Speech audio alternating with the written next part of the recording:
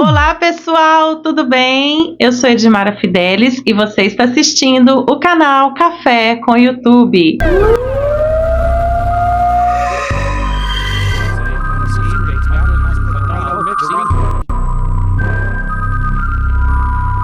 O caso de hoje é um caso brasileiro. Sim, gente, um caso brasileiro. Eu que falava que não iria, trazer casos brasileiros aqui neste canal, resolvi trazer um que está em pauta assim, nos streamings, devido ao filme que eles fizeram sobre a história do maníaco do parque. Eu vou ser bem sincera para vocês. O filme, ele não retrata assim, em si a história ali com detalhes. E hoje eu estou trazendo para vocês aqui a história verdadeira, real, os fatos, como eles aconteceram durante essa trajetória ali do maníaco do parque, a solta, as vítimas e também como foi a caçada e como eles descobriram que o Francisco de Assis era o maníaco do parque. Espero que vocês gostem do caso de hoje e bora pro vídeo. Nascido em 29 de novembro de 1967 em Guaraci, São Paulo, cidade que faz divisa com Minas Gerais. Francisco de Assis Pereira era filho caçula de Nelson Pereira e Maria Helena Pereira, um casal simples de pescadores. Desde cedo, Francisco já saía com seu pai para pescar e trazer o sustento da família. Francisco não teve uma infância tão boa. Ele foi molestado sexualmente por uma tia materna chamada Diva. E por ele ter sido molestado por essa tia, ele desenvolveu uma fixação ali por corpos femininos e principalmente por seios. Depois da aula, ele saía com seus amigos para um matadouro que tinha ali na região e lá ele presenciava animais sendo abatidos com marretadas na cabeça. Mais tarde, ele foi trabalhar nesse mesmo matadouro, porém, ele foi trabalhar na área ali de limpeza, onde ficavam o abate dos animais. Já na fase adulta, ele sofreu uma desilusão amorosa, onde ele ficou muito triste, muito chateado. É claro, gente, quem não fica chateado com uma desilusão amorosa, mas isso foi algo ali assim que corroeu o Francisco por dentro. Relatos contam que ele foi molestado sexualmente por um ex-patrão. E devido a esse acontecimento na vida de Francisco, ele acabou desenvolvendo um gosto ali por relações homoafetivas. Conhecidos do Francisco relataram também que ele viveu por um tempo com uma travesti com o nome de Tainá. E essa travesti, ela era agredida constantemente, tanto verbal como fisicamente, por Francisco. Ele dava socos na barriga dela e até tapas no rosto. E posteriormente, essa mesma travesti deu uma entrevista durante ali os processos que a polícia estava colhendo entrevista, das investigações ali a respeito dos crimes que o Francisco cometeu, Então, mais tarde tem até uma imagem dessa travesti, vou colocar aí para vocês, que saiu no jornal a respeito ali da hora que ela foi na delegacia para ser interrogada. Francisco sofria de uma condição chamada dispareunia. Dispareunia é uma condição caracterizada por dor durante ali o ato ali sexual. Essa dor ela pode ocorrer antes, durante e após ali o ato. Ele sofria muito desconforto devido a essas dores. Tinha muita dificuldade e isso causava uma enorme frustração.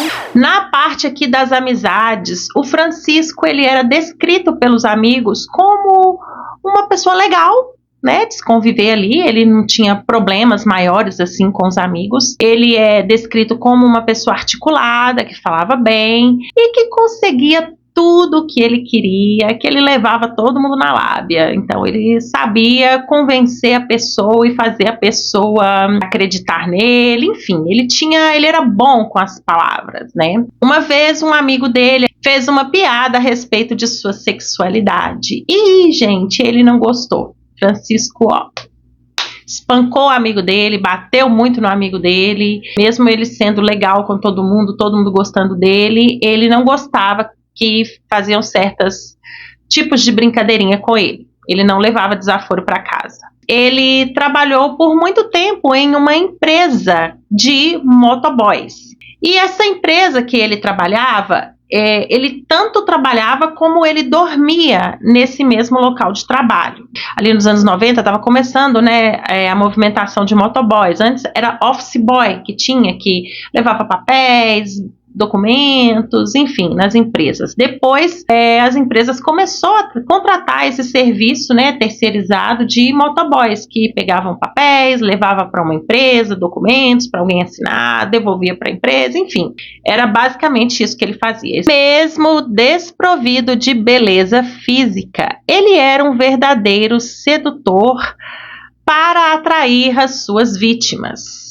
Ele sempre se apresentava como fotógrafo, como caça-talento e, com isso, ele levava a vítima dele ali na conversa, na lábia e conseguia levar essa mulher até o Parque do Estado.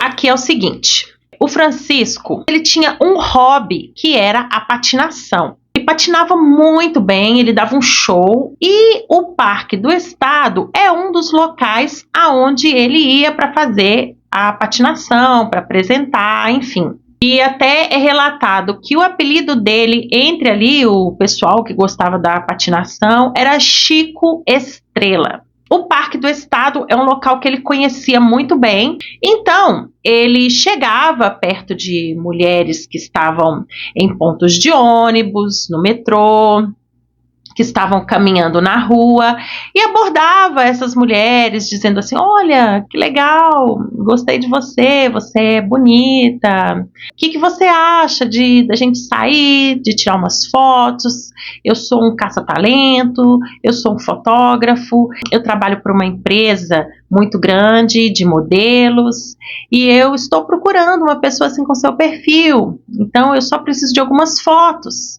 E nesse local você vai trabalhar como modelo fotográfica, apresentando produtos, vai ser legal, vamos lá. E a mulher, tá bom, então tá, vamos.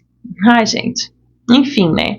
É relatado aqui que em algumas das vítimas, ele colocava a vítima na garupa da moto dele, a moto que ele prestava serviço ali como motoboy, e levava a vítima lá para o Parque do Estado. Chegando lá, gente, você acha que ele queria tirar foto daquelas mulheres? Ele fazia outras coisas, como, por exemplo, ele despia essa vítima, ele humilhava essa vítima, ele espancava, ele escutava, ele escutava até a morte. Depois que essa vítima morria, ele praticava atos de necrofilia. Ele abusava daquele cadáver, ele mordia, ele lambia, enfim, e fazia outras coisas também. Aqui, gente, tem duas questões aqui de divergência. Por quê? É relatado que ele não conseguia chegar nos finalmente ali no ato sexual, então que ele não dava, enfim, a vítima ali com a penetração. Mas é dito que ele fazia coisas horrendas de outras formas com elas, né? Até o canibalismo ele praticava com algumas das vítimas, ele chegou a morder e a comer mesmo, consumir a carne ali do corpo dessa vítima. Outra fonte disse que ele matava as vítimas justamente para a vítima não falar nada daquela condição que ele tinha, né, sexual, que ele não conseguia chegar lá, enfim. Então, ele matava para depois ele fazer o que ele quisesse fazer, sem ninguém ficar falando, enfim, né, sem ninguém ficar pondo defeito nele, né.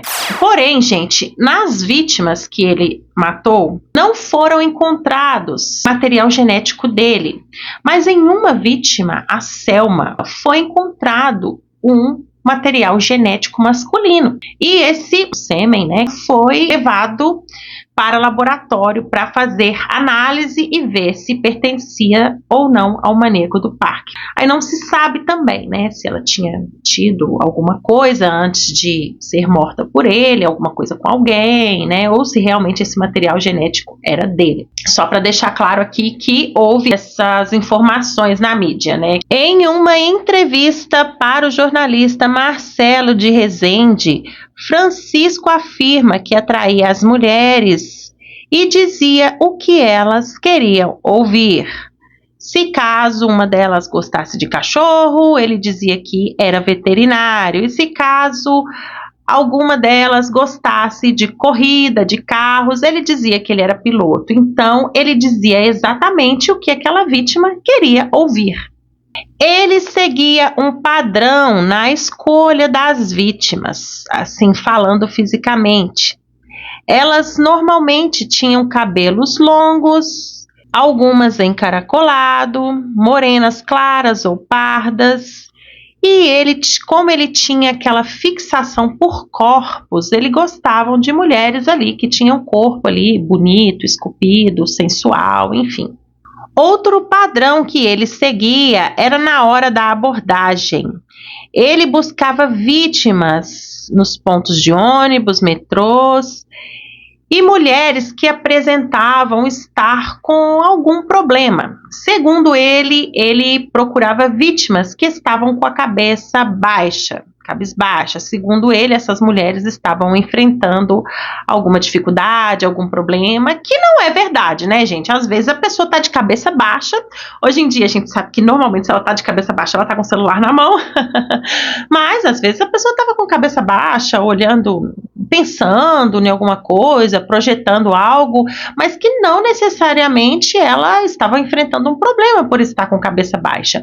Mas na mente doentia dele, essas mulheres estavam passando por algum problema porque estavam com a cabeça baixa. E às vezes até mesmo estavam. Mas enfim, ele disse que era mais fácil atrair esse tipo de mulher que tivesse às vezes pensando em alguma outra coisa, em algum problema. Era mais fácil para ele poder convencer elas, né? Se fosse uma mulher mais que não tivesse nada, nenhum problema, uma mulher bem resolvida, elas não iriam aceitar tão fácil, segundo ele, né? Outro padrão que ele seguia aqui era com relação à idade dessas mulheres, que normalmente eram ali por volta dos 24 anos. E, inclusive, essas mulheres que o Francisco abordava, elas eram muito parecidas com aquela ex-namorada que ele teve uma desilusão amorosa no passado. E especialistas afirmam que talvez ele maltratando essas mulheres, na mente dele, como elas eram parecidas com essa ex-namorada, ele estaria maltratando a ex-namorada dele. No segundo semestre de 1998, um garoto que estava procurando a sua pipa entra na mata do Parque do Estado. Quando ele chega nessa mata, ele avista 2 corpos já em processo avançado de decomposição. Imediatamente, a polícia é chamada.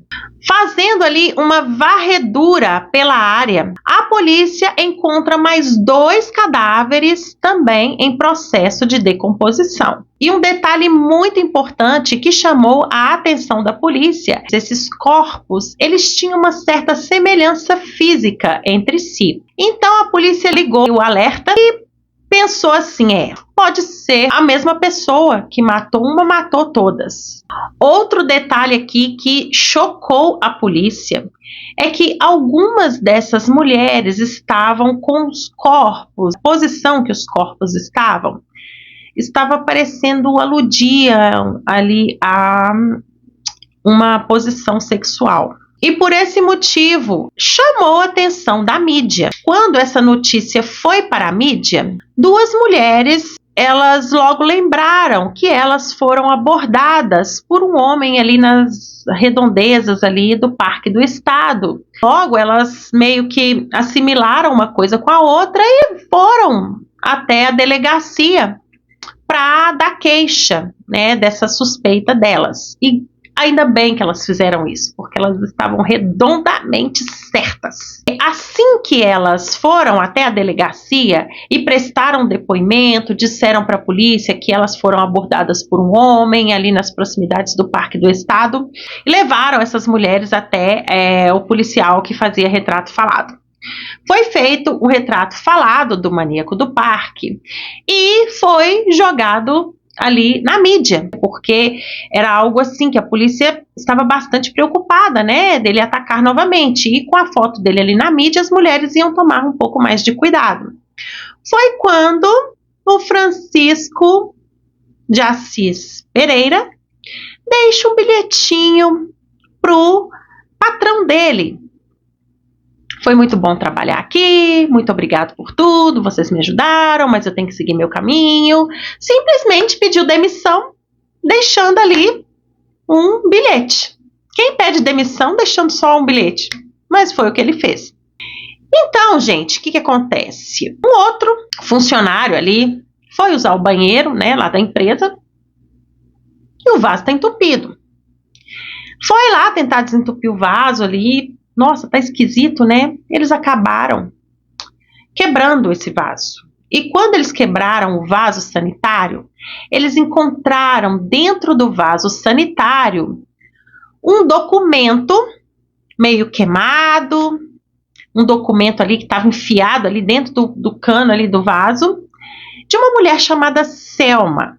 E isso foi também levado ali para a polícia. Algum tempo antes do maníaco do parque ser preso, dele até mesmo pedir demissão nessa empresa, o DHPP foi até a empresa que o Francisco de Assis trabalhava e falou assim: a gente está investigando porque uma mulher chamada Isadora Frankel, ela desapareceu e foi passado um cheque dela, um talão de cheque, uma folha de cheque, foi passado, foi comprado um material aqui em uma certa loja, nas fontes dizem que é um capacete, porém em outras fontes dizem que é uma loja de material para patinação. Independente do que seja que ele comprou, o que acontece é que ele comprou algo com o cheque dessa Isadora Frankel, que desapareceu, estava desaparecida. Então eles falaram assim, e na loja eles pediram, né, a vendedora pediu para a pessoa assinar o cheque atrás com o número do documento, colocar o número do documento atrás. E nesse documento é de uma pessoa chamada Francisco de Assis Pereira. Então o patrão dele falou: Francisco, chega aqui e tal, tem um policial aqui te procurando aqui, falou que você usou o cheque aqui de uma mulher chamada Isadora e ela sumiu.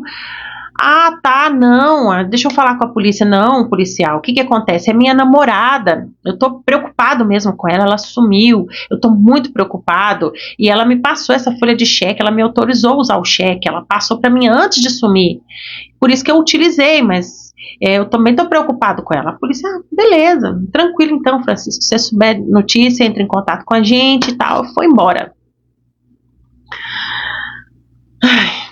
Só Jesus, né, gente? A polícia estava ali com a faca e o queijo para descobrir e, enfim, deixou ele solto. Uma outra questão aqui, uma dessas mulheres que foi até a delegacia e fez o retrato falado do Francisco, ela falou assim: esse homem me abordou e falou assim pra mim: vamos ali tirar umas fotos pra gente poder fazer um trabalho de modelo, eu sou um olheiro, eu sou um caça-talentos. E ela falou: não quero. Ele falou: não, vamos lá. Ela: não quero. Ele falou assim: olha, beleza, se você mudar de ideia, eu vou te passar meu telefone. E deu um cartãozinho com o número de telefone lá da empresa que ele trabalhava. Ele fez isso e deu o cartão para ela, e ela pegou esse cartão, né, aqui, foi lá e mostrou para a polícia, e quando a polícia ligou, era dessa empresa que o Francisco trabalhava, e eles falaram assim: bem, a gente já está investigando, já tem um processo aberto aqui contra ele, não contra ele, mas foi citado aqui no desaparecimento de uma mulher o nome dele, ele usou o cheque de uma mulher que desapareceu, e vamos averiguar aqui o mesmo telefone aqui da empresa, vamos lá. Chegou lá, o patrão, aqui, foi encontrado aqui esse documento dentro do vaso, tal. Falou, outra mulher que desapareceu. A polícia pegou o documento de quem? De mais uma mulher que desapareceu. Apareceu Isadora, desapareceu Selma, e tudo ligado a ele, e ele deixou essa carta na empresa de despedida, praticamente de despedida, nem foi de demissão, foi de despedida, né? E foi embora. Então a polícia foi e mandou um alerta, né, à procura de Francisco de Assis Pereira. Porém, gente, o Francisco, ele atravessou o país, depois voltou e foi para o Rio Grande do Sul. Chegando lá no Rio Grande do Sul, ele começou a trabalhar num local lá, né, para ele ter dinheiro, enfim. E nisso, um homem assistindo a reportagem, viu o retrato falado e falou assim, gente, parece com esse cara novato que está trabalhando aqui com a gente. Será que não é ele? Não, vamos olhar aqui nos documentos dele. O fuxiqueiro, né? Foi lá fuxicar. Ainda bem que ele foi fuxicar. Chegando lá nos documentos do Francisco, falou Francisco de Assis Pereira, e ele tinha falado outro nome. Ele falou para ele, se apresentou como um outro nome. Mas chegando lá, ele viu que era o mesmo nome que estava sendo divulgado lá na reportagem, ele chamou a polícia. E a polícia vai até, né, essa cidade chamava Itaqui, no Rio Grande do Sul. A polícia vai até essa cidade e prende o maníaco do parque. Estava escondido em Itaqui, na fronteira do Brasil com a Argentina, e usou nome falso. Disse que se chamava Pedro e estava sem dinheiro. Nesta casa, ele se ofereceu para fazer qualquer serviço em troca de um lugar para dormir. O pescador começou a desconfiar do suspeito quando ele disse que era de São Paulo e já tinha trabalhado como motoboy. Faltava uma confirmação, porque Francisco estava bem diferente das fotos mostradas na televisão. Usava cavanhaque e estava um pouco mais magro. Quando o jornal narrou a série de fotos divulgada pela polícia, ele confirmou a suspeita. Os pescadores, que já estavam desconfiados, aproveitaram para olhar a documentação. Pega a identidade e conferir o nome da mãe dele, o nome do pai dele. Tio, mas é o cara, tá aí o cara. É certinho que é o cara. A polícia foi chamada e Francisco de Assis Pereira acabou sendo preso. Francisco negou o envolvimento com as mortes. Sou inocente. Você conhecia alguma das meninas? Nunca. Você saiu com alguma delas, não? A única pessoa que eu saí, ela se chama Isadora Franklin. A única pessoa que eu declarei na polícia de São Paulo. Às 5h30 da manhã de hoje, o motoboy deixou a delegacia de Itaqui e, escoltado por policiais, foi até o aeroporto de Uruguaiana, que teve a segurança reforçada. Daqui ele seguiu para Porto Alegre, onde a polícia de São Paulo já o esperava. O avião que trazia Francisco desceu no aeroporto Salgado Filho. Antes de desaparecer, Francisco deixou um bilhete que dizia: "Me desculpe, infelizmente tem que ser assim." De São Paulo, ele viajou de ônibus para Assunção, no Paraguai. Depois para Ponta Porã. De lá, voltou ao Paraguai. Foi a Buenos Aires e, por último, para o Rio Grande do Sul. Contra o suspeito, a polícia tem o depoimento de vítimas que reconheceram Francisco como responsável por ataques sexuais. Você já estuprou alguém? Não. E tem também o documento encontrado no esgoto do prédio onde ele morava e trabalhava. Selma Queiroz foi uma das 8 mulheres assassinadas no parque. A prova cabal de que ele é o assassino de Selma. Francisco se defende. Ali é um lugar de acesso livre. Todo mundo tinha acesso dentro daquela firma. Você esteve lá no parque alguma vez?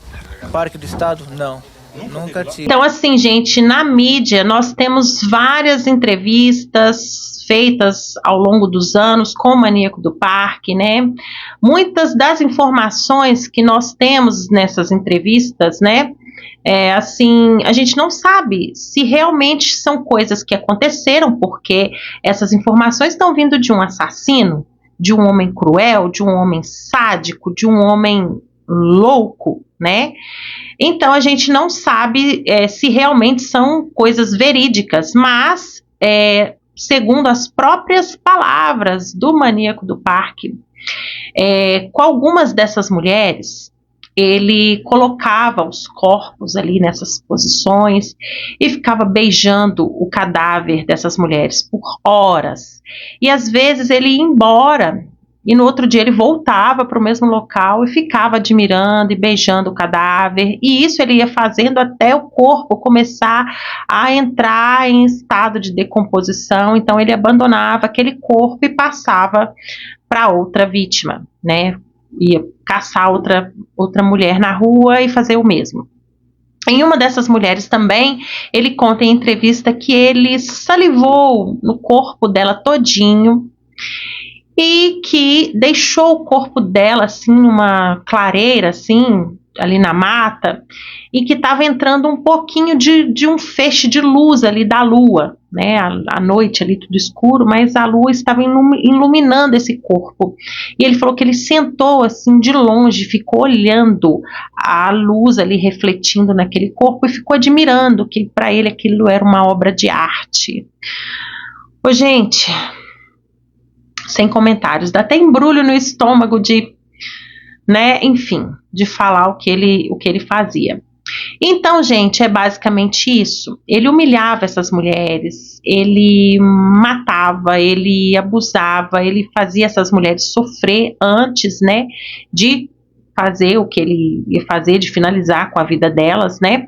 Tem uma dessas vítimas também que é relatado que ele bateu muito nela, muito nela, e que ela parou assim para ele e falou assim, ó, pelo amor de Deus, não precisa mais me bater, mas se for me bater, não bate no meu rosto, não bate no meu rosto, né, eu não quero ser encontrada assim, bate em outro lugar, mas não me bate mais, ou se for bater, não bate mais no rosto.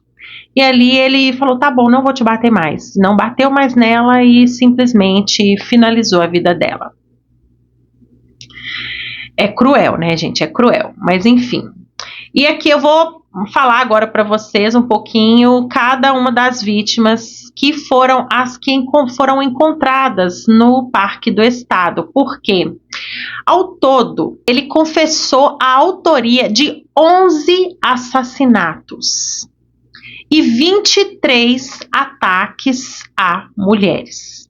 Ele confessou posteriormente esses crimes, porém aqui que foram encontradas ali na mata do estado, do Parque do Estado, foram 6 mulheres, 7 na verdade, 7 vítimas, mas uma não foi reconhecida. Então temos aqui o nome de 6 dessas mulheres, e essas mulheres são Raquel Mota Rodrigues.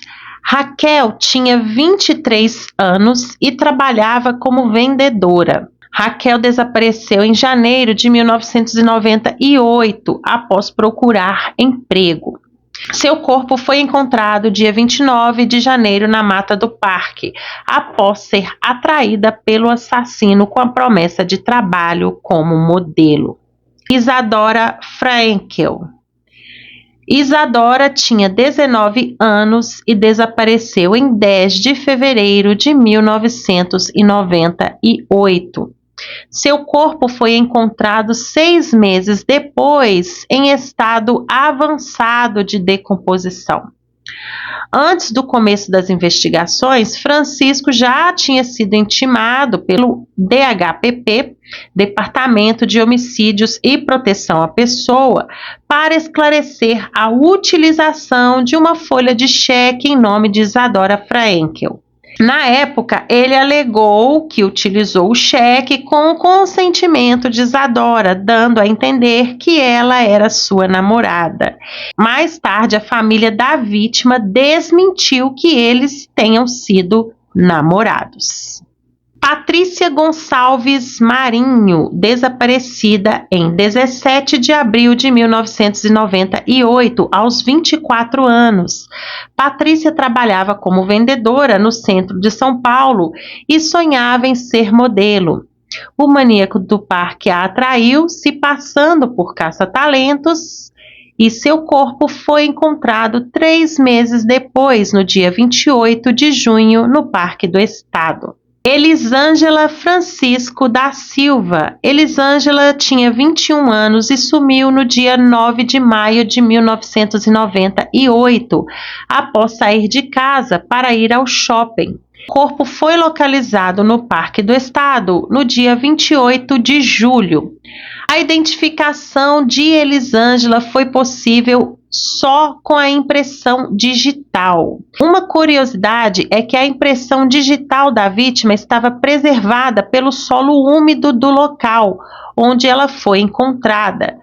Ela foi encontrada ali com a mão, né, no solo, e a mão dela ficou marcada no solo, e isso pôde ser retirada a impressão digital do solo e foi feito a identificação dessa vítima.